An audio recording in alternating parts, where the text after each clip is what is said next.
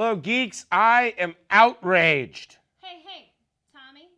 I got this one this week.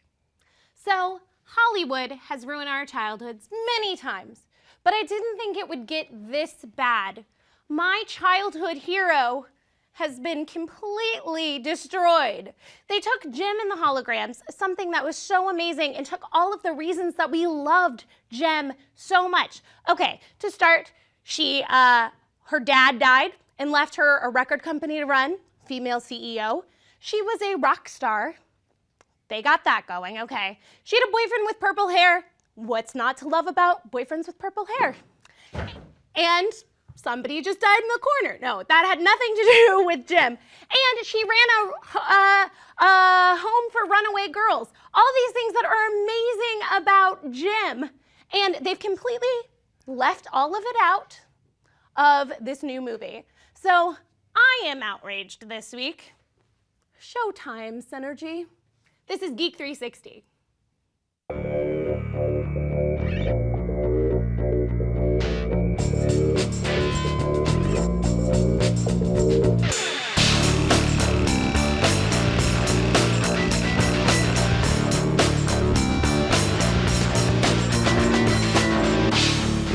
Hey everybody, welcome to Geek 360, and in a cross-promotion with the upcoming film San Andreas, the studio is falling apart.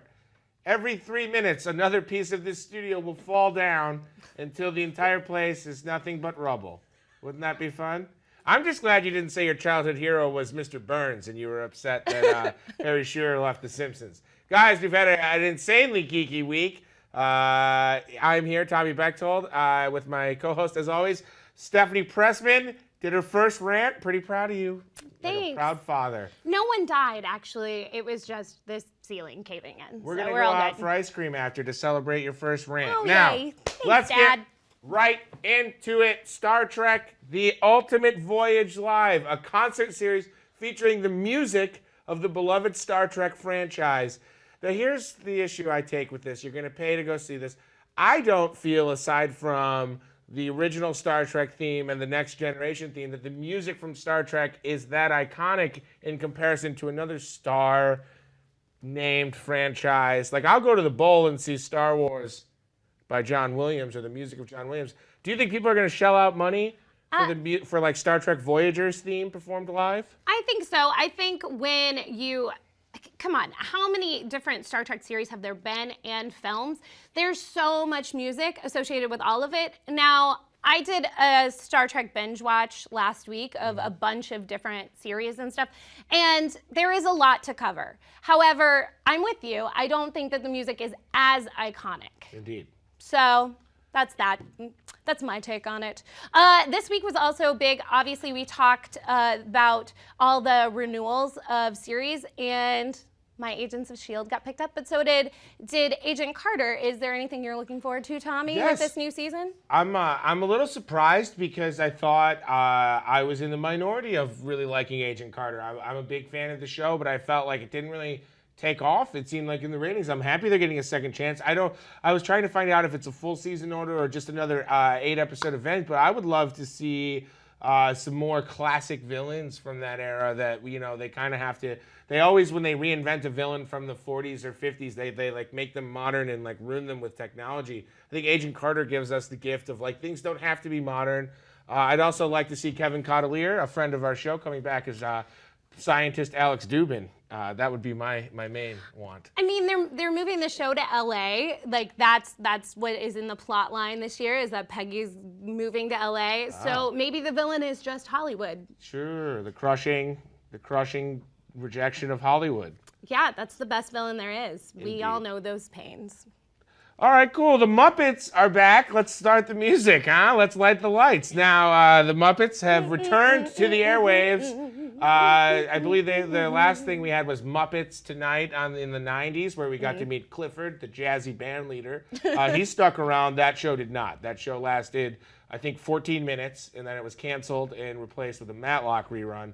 But this is, again, another Muppets skewed television show that is for adults. And this is where I think that they keep trying to like make the Muppets too cool. Like the original Muppet Show was a variety show with like sketches that were like themed they were like up tempo tunes for kids, but they had adult themes that went over your heads. Like watching an episode of SpongeBob, there's always 2 or 3 jokes that just the parents get. I think the Muppets either try and recapture that so they can appeal to both kids and adults, but instead they go for these like adult, like nostalgia-driven shows. First, I had no idea that you were that into SpongeBob. Super into it. And secondly, I felt like the Muppet Show, the original Muppet Show, was for adults. It just had puppets or Muppets, so that appealed to kids. But I always felt like it was geared towards adult. The humor was. Yeah. So I'm not surprised by that, and I'm happy that they're sticking with that. Also, this week, Legoland unveiled a Death Star, huge Lego Death Star at Legoland, California. Yeah. And, you know, I think that it's awesome. I've actually never been to Legoland, so maybe we should go on a field trip. A trip to Legoland. But I'm a little surprised that they're not making a big Death Star at Disneyland right next door. Yeah, I think the answer is probably money. Lego probably pays an insane amount to license the Star Wars things, but it does seem strange that like the biggest Star Wars like unveiling took place at Legoland when Disneyland, now owning the LucasArts and Lucasfilms, has this huge opportunity. I'd like to see a giant Death Star maybe like right in the middle of one of those joyful fountains they have, you know? Like I totally agree. Make one Star Wars themed. I know that it's coming soon, and hopefully we'll find out at this year's D23 what they have planned for the Disney parks. Indeed.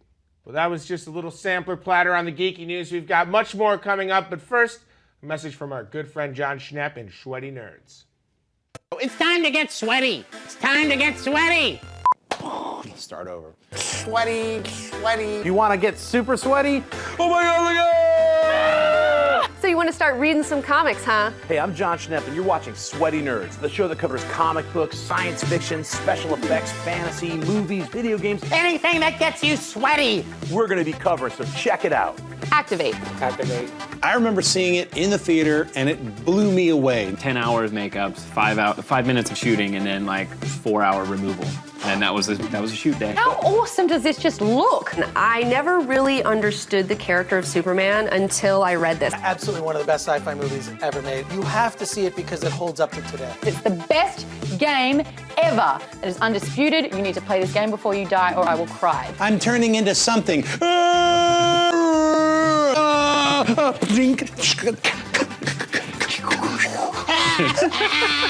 think he focuses on the right things in sci-fi. I think some science fiction films get bogged down in showing you all this cool stuff. Sure. Sweaty nerds! It's all wetty, sweaty. Sweaty nerds! You will watch it. Only on the stream.tv and...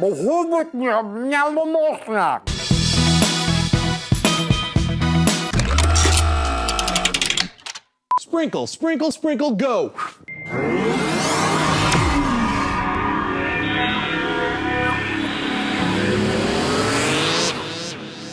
Welcome back, everybody. We've got a great show today. We are now sitting in our geek den, and we've got 2 fantastic guests. First up from ABC's The Quest, please welcome Bonnie Gordon. Yay! Oh, yeah, Bonnie, thank you so much for joining us. Thanks for having me. And also joining Bonnie, we have from Team Unicorn, Milynn Sarley. Woo! Yeah.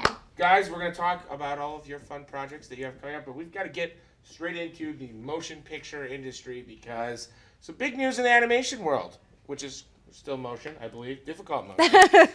Brad Bird, who made the original Incredibles, is back after an 11-year break to write and direct the new Incredibles movie that will now probably come out in like 2 years because animation takes forever.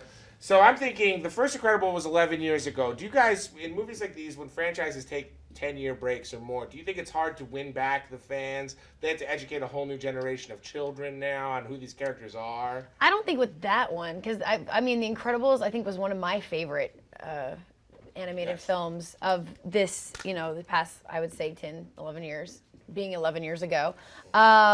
To where I think it's almost a timeless story. It was so fun, especially since superheroes today are so popular with the whole nerd culture being like what's in right now. I have a feeling that kids are discovering The Incredibles every day.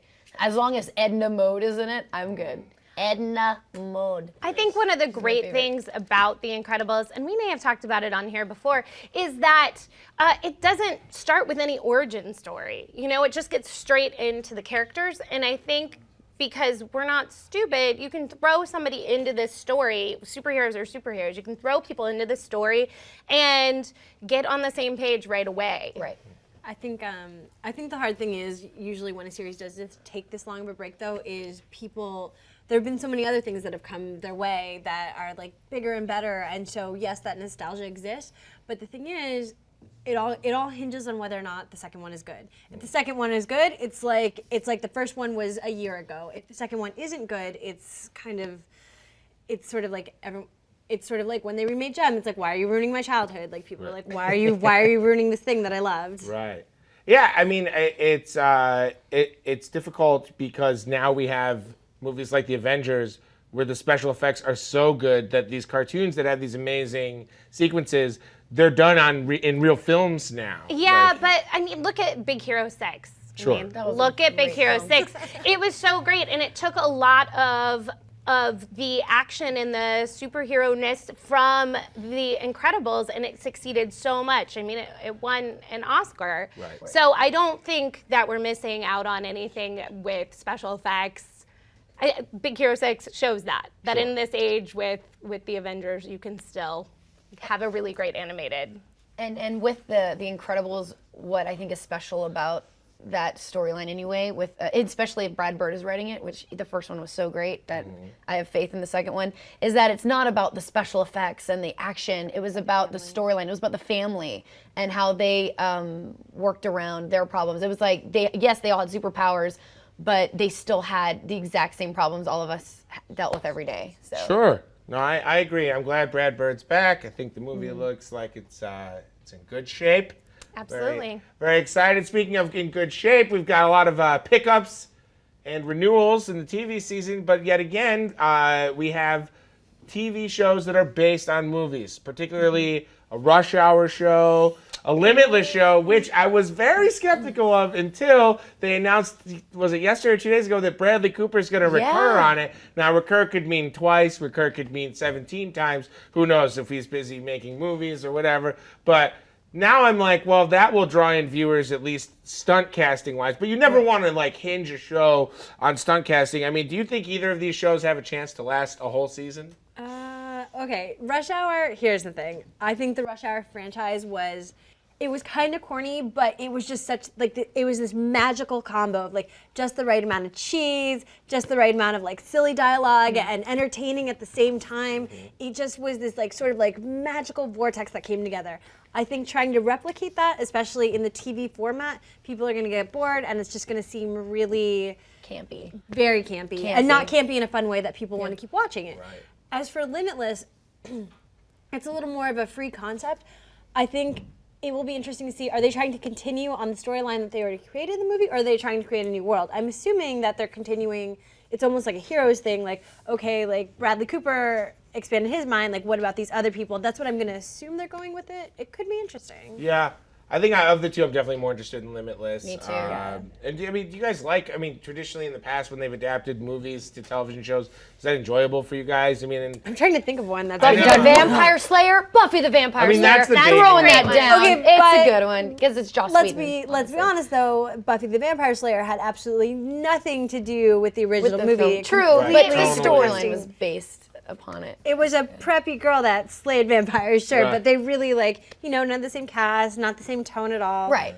And don't get me wrong, I love Buffy. I actually love both the movie version, which is corny but awesome, and the TV show. But I'm trying to think of like one where it sort of like decides to continue the story. Agents of S.H.I.E.L.D. obviously is one for me that has found its legs finally, you know? yeah, I think of those shows as more like spin-off shows of like Agents of S.H.I.E.L.D. is taking an element from a movie and Filling in creating its information. whole new tentacle. But we took Coulson's character and threw it straight into TV. Yep, and I think it worked because it was simple. It was just that. It Yes. was just for the first, at least half of the first season, it was like just Phil Coulson trying to figure out what happened to him and like what was, and then introducing these people who are like his loyal, like underlings that were like they like love him. His team. Let's not call them underlings. I call them underlings because I sympathize with Hydra always. What I think is really interesting though is shows that are starting to run into problems now that there's so many popular movies and there's this franchise. Gotham actually has that problem.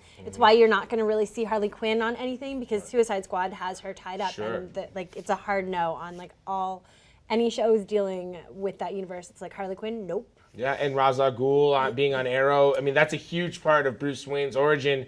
If you want to send him away and have a separate storyline when he gets a little older in a couple of seasons, I mean, obviously they have to do time jumps anyway, but I agree, like, Gotham is the most limited to me because Flash and Arrow dealing with similar villains and accessories. But even Flash and Arrow was told the same thing, like Harley Quinn, like you see her in a cell for like a second, it's like, I think the back of her head in one of the episodes, and then, and they specifically said with Suicide Squad, they can't do anything. Right. Yeah. They ever locked in.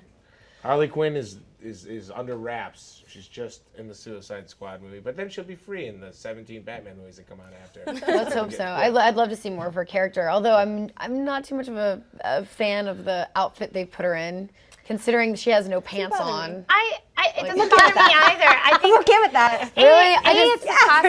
It's a costume that shows up in the comics, and also it looks like a very wearable, real outfit that you would see. Like look at girls today. I mean, true. Well, but it doesn't look like. I've definitely gone out in an outfit like that before. It looks like. To me, it looks like cosplay. To me, like that's what I the minute I saw it, and I was like, there was some elements I really liked about it. I do like how they're bringing in the different colors of it, and I like the Daddy's Little Monster. That's very her, and whatnot. I don't know. Maybe. I don't mind her not wearing. I mean, I'm only wearing pants because society says we have to. It's true. Like, I mean, me too. I would prefer I'm to not do this wearing show. pants. I'm not wearing pants. Right. Well, you know, we're a little loose Teach with his our rules own. here in the stream, and we have the ceiling is falling down as we're speaking because of the rain. Yes. But speaking of shows that should be renewed, The Quest season 2. Plugging. Just throwing it out there.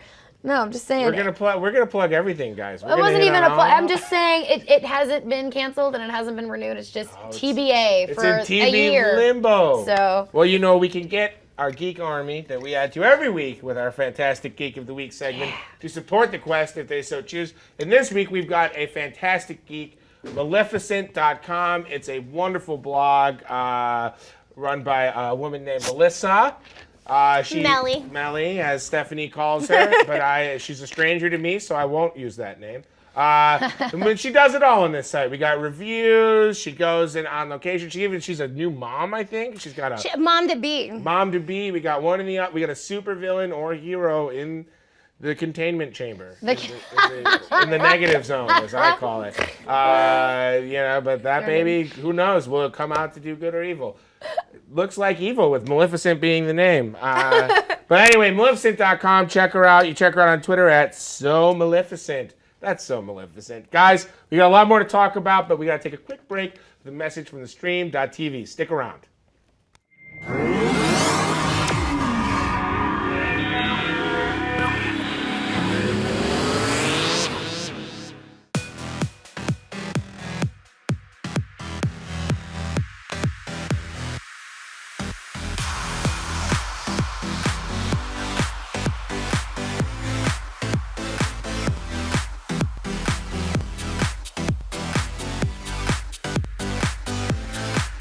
Just in case you missed it live. In case you missed it live.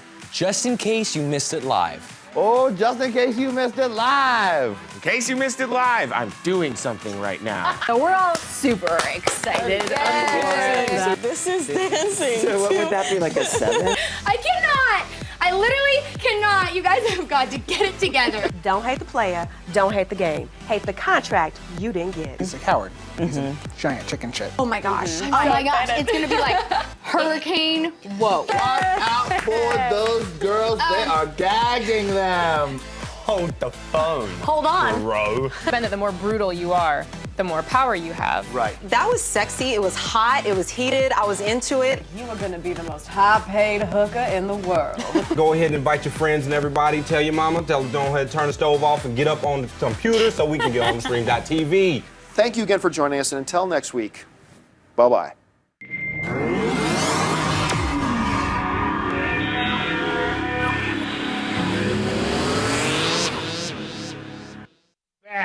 We are excited. I just wanted to try something new. Yeah. We are back, and we want to check in with our good friend Brian Conowall, guest star on ABC's Castle this week. Brian, putting the hammer down on the season finale and manning the chat room. We're doubling down. Brian, what's going on in the chat? Oh, we're very busy here in the chat tonight. I got so many questions. We want to cover what Bonnie and Milynn are up to. We want to know that. Okay. But we want to chat for a minute. If you guys can give us your opinion on what's up with that Supergirl trailer. Did you like it? Did you love it?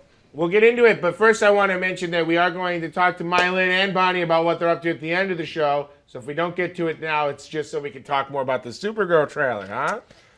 Yeah. What'd you guys think about it? Is the squeaking up? I just leave it at that. That's a ringing endorsement. It's funny because I know SNL just released a funny sketch of the Black Widow movie trailer of giving Black Widow her own movie, and then watching the Supergirl trailer, I was just like, oh, is this a SNL sketch too? I mean, there was parts of it that I actually enjoyed that actually seemed really cool. It seems like it's very well done, but it is kind of like the whole, you don't want to date me. Oh, you must be a lesbian. Like it was like weird things going on that I was like, the male equation. Not interested. So I squeaked a lot during it. There was a lot of, and that was it. Yeah. I've actually been avoiding it just because I saw a lot of reactions on the Facebooks and the interwebs, and I was just like, ugh, I've already had Gem ruined for me this week. I saw that they're doing a Craft remake. I'm like, I don't. That's right. You know, I'm just gonna not watch the Supergirl trailer. I'm gonna wait for the show to come out. I'm gonna wait for people to bitch about it online, and then maybe go from there. I'll still watch it. Yeah, I mean, like, here's the thing, and this is not me excusing it at all. I just think, one, let's take a couple things into consideration. It's CBS. It's a network that's going to be watched by people that are median age 115 years old. It's true. Not excusing that. I mean, but they did a great job with Smallville. Oh, sorry. I like a lot of that CBS programming. What are you talking about? All right, okay, all right. I mean, with Smallville, I think they did a really great job with Smallville. They stayed true to the characters, to the comic books, to a certain degree. And I felt like, and it was a network show. It's just, I don't know. I feel like they're just trying to make things into something that they're not. Yeah, it seems to me, in my opinion, that the people at CBS greenlit this show based on the safest possible version of a superhero show that you could put on the air. With a female lead. With a female lead. And they're like, people will be happy, they'll be so relieved that there's a female-driven superhero show that we can add all of this, like, fluff, like Callista Flockhart doing the speech, like, I'm a girl. Yeah. I'm a badass. Like, I will say that speech made me laugh. I thought it was cute. Yeah, you're gonna have to watch that. I'm sorry to hear that. I haven't seen the trailer, but I've seen the pictures, and I definitely like the costume. Did you guess? The costume is cute. The costume is cute. Yeah. They did a good job of I'm real sad Supergirl's not blonde. Bringing it into this day and age, making it wearable. Functional. The whole speech where she's like, you know, they're like, well, couldn't you call her like Superwoman? And she goes in that whole speech where it's just like, I'm a girl, I'm a badass, I'm this, I'm that, girl's not good enough for you. And I actually kind of liked that whole speech. It was kind of cute to where it's like, you make your point. But for the most part, everything else about the trailer was just kind of like, okay, I'm still gonna watch it. I still have high hopes for it. It could have just been the way they edited it to try and like, you know, be conceived by a general audience or something. You know, because we're hardcore nerds, we might be taking it a little bit more seriously. It's so funny. I've never really experienced nerds being outraged over something that is not really a huge deal like this before. This is so new and fresh. Brian, do we have anything else? Just a question for me. I want to ask, is it like a staple with Supergirl and Superman that you can just keep saving that plane in the middle of Metropolis? That's my only criticism. I mean, it's right out of the movie, the reboot, the one with Brandon Ruth, and then her. But aside from that, man, I thought she looked good in that outfit. I'm on board. There's always gonna be a plane. There's always a plane. There's always a plane. There's always a plane. There's always a plane. Very dramatic. Quit playing games with my heart is a song. I just wanted to segue into the game segment. These segues get worse and worse as the season goes on. First episode, I was on it. But now we got to get to our gaming segment with our dearest gaming friend, gaming expert, Miss Erika Ishiii. Erika, what do you got for us, girl? Hello, game friends. Well, I'm really excited because the new Ace Attorney game is coming out. For those of you who don't know, Ace Attorney is the best franchise ever. It's like Law and Order, the anime game. You play defense lawyer, usually Phoenix Wright with a pointy-haired fellow in the picture, and you have to interrogate witnesses and investigate evidence in order to clear your client's name. It makes court proceedings fun. You know, not all video game protagonists have to be dragon slayers or space captains. We don't need all those shenanigans. I'm gonna recommend to you a couple of games that help you enjoy the mundane right in your very own living room. So, Trauma Center, or as it's known in Japan, Super Surgical Operation Caduceus, requires a steady hand and a good bedside manner. In the game, you play a protagonist who is a trauma center surgeon. You have to operate on your patients with all the medical equipment at your disposal, plus sometimes you have to use your magical ability, the healing touch. But there's a whole bunch of a hospital drama plot going on in the background, so you get to simulate exactly what it's like to be a real medical professional. Papers, Please. Papers, Please is a game where you play as the immigration inspector for the dystopian and glorious country of Astortska. You are supposed to inspect the traveler's papers in order to find discrepancies, and you're vested with the power to either turn away or let people into your country. Now, the game is super unsettling in its ethical ambiguities. You have to, sometimes you're offered bribes, which you're allowed to take at the risk of letting a terrorist in.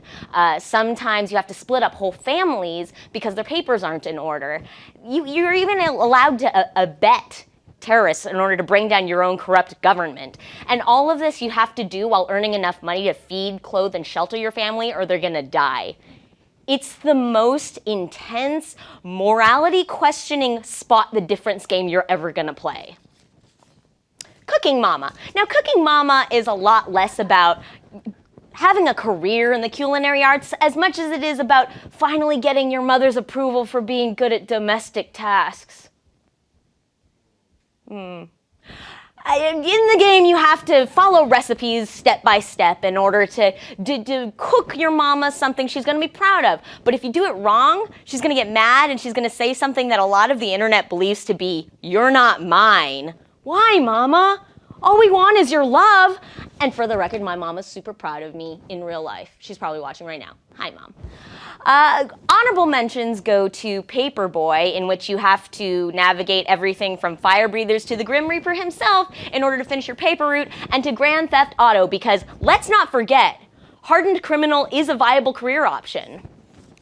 Sometimes you don't want to play as something exciting or thrilling. Sometimes you just want to play as someone with a slightly more viable career option. And now, through the magic of video games, that average schmo on the screen could be you. I highly recommend all of these games if you feel like space operas or dragon slaying just isn't your jam at the moment. For more mundane and weird games, follow me on Twitter at Samurai Erika. Thank you. Thank you, Erika. That was great. I wish they would make a game called Last Year and a Half of College so that I could finally get that damn degree and please my mother. Oh. You know? 2.5 is all you need, guys. That's all I needed. There's no degree that comes with 2.5 years of school, but there is a lot of money owed to universities. Hey, I'm in the same boat. All right. That's good. College dropouts forever. Kids, if you're in college now, leave. Okay? That's my only advice to you. You could be like us. You'll be so happy. Hey, I finished college. We have a couple college I'm not graduates. like us, Yeah, we're bookending. Not like us. We're bookending scholars tonight, Bonnie. We have the scholars with us.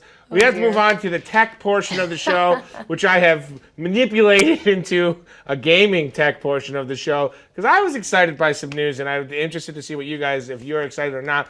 But Universal Studios is partnering with Nintendo to create Nintendo-themed rides at their Orlando. I have ideas! What? Oh my god! She's coming in. Okay.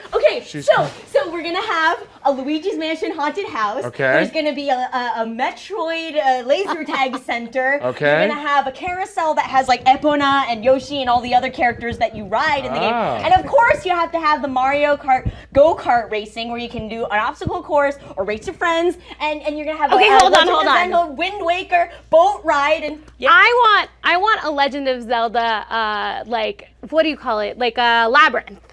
Yeah, a maze you gotta get through. And you're gonna have Lon Lon milkshakes and fairies in bottles and Yoshi eggs that are made of chocolate. I also kind of want it to be like Jurassic Park where you clone Yoshis and you try to keep them from eating everything. I would like it to be like Jurassic Park where not everyone makes it out alive. That's what I think it would be like a real challenge where we'd lose some people. Nintendo Land as presented by Geek 360. Yes, that's perfect. Okay, thank you. All right, Erika, I had a sinking suspicion.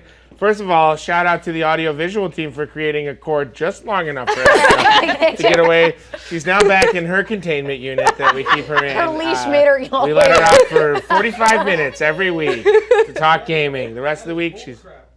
To share camera time over here in the chat. All right. Well, guys, we still have to get to our guests who were nice enough to come on and see what they would think about this. Which I guess we're going to go speed round. If there's one ride you could have at this Universal Studios Nintendo mashup, what would it be?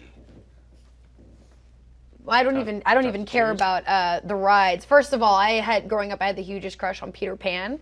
Wow. So Disney has Peter Pan. Universal now can have Link, and it's the best of both worlds. And I'll be a happy camper, and I'll get both my little elfmen. Yes.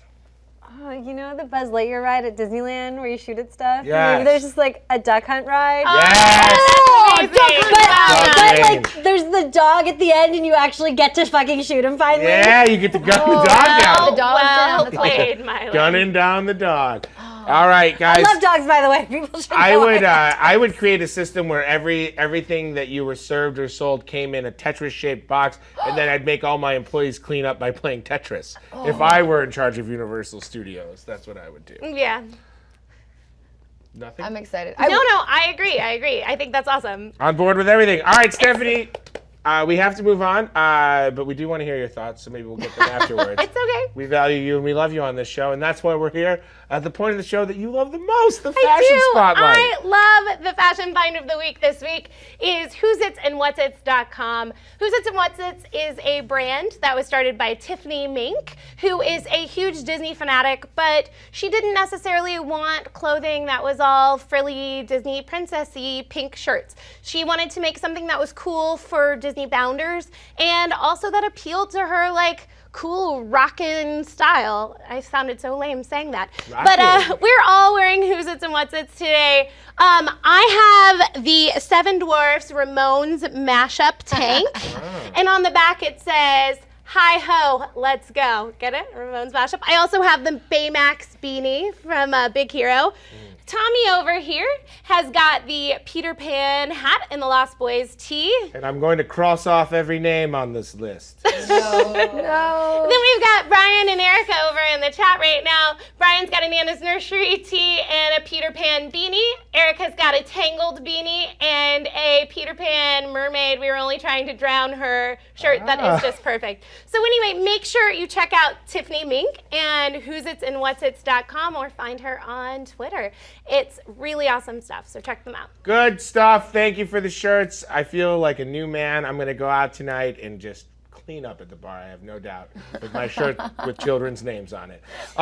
Girls, we've had a good time, but we've got to, now's the time of the show where we like to just feature what you're working on before we say goodnight. We'll start with Milynn, since Bonnie's is crying. Sorry, I was snoring. So, Team Unicorn, you got anything going on? Team Unicorn's got a show in the works. Right. I'm currently streaming live on Twitch, twitch.tv/thegamerchick. And then my clothing line, Fatal Fox, which this sweatshirt's from, is launching this month. So Fatal Fox launching this month. Do you guys have a website? FatalFox.com. FatalFox.com. You have a big movie coming up too. Sorry. Oh my God. I don't know if big, but yes.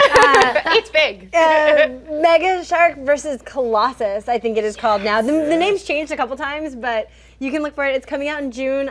It's by the Asylum, so it'll be on video on demand. I'm not sure if it's going to be on Sci-Fi or anything, but I'm a big fan of the Look Mega at Shark that. franchise. Oh, yeah. Mega Shark versus Giant Do you Octopus. actually know Mega Shark? I know oh my Mega God, Shark. Everyone knows Mega Shark. Are you guys serious? Oh my I gosh, are you know. kidding me? We call It's in the ourselves same shark level of heads over here. Sharknado, We don't. yeah. Shut up. man. Wow, I Well, didn't realize that was the congratulations. following thing. I told Well, you, it's big. Mega we will, Shark versus Giant Octopus. we will link your clothing website below the YouTube link, so when you guys watch the show, check out the site. Buy some clothes, for crying out loud. Dress yourselves. You look ridiculous with that polo, okay? You look like your mother dresses you. I'm talking to you.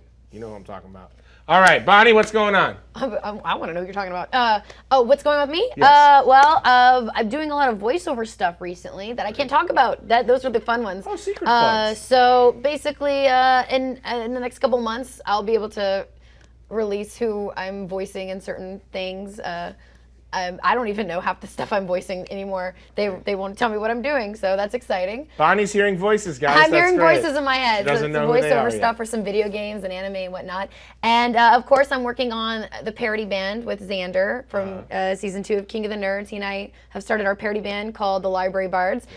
We are working on a couple music videos. We're actually we have a really big meeting next week, so we're super excited to hopefully get an update for everybody. Okay. Got some music videos being released. I'm doing a whole bunch of cons coming up, and filming something tomorrow that I can't talk about either. So basically, a lot of stuff I can't talk So about. you're basically- She can talk about Fashionably Nerdy, though. I You can see can her talk on about Fashionably Nerdy. I am one of the new correspondents on Fashionably Nerdy, thanks to the lovely Congratulations. Stephanie Pressman. Well- So I'm super excited to be a part of that, and I'll be covering cons all over the country with her.